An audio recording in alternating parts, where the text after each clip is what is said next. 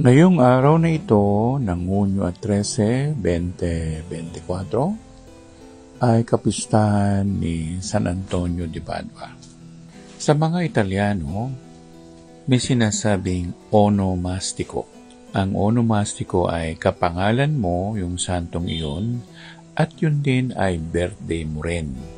Kaya nga ngayong araw na ito, nakapistahan ni San Antonio de Padua, binabati ko lahat ang mga pangalan ng mga kaibigan ko na Antonio, lalo na si namatay nating kaibigan na si Tokayo, Dr. Antonio Labaw.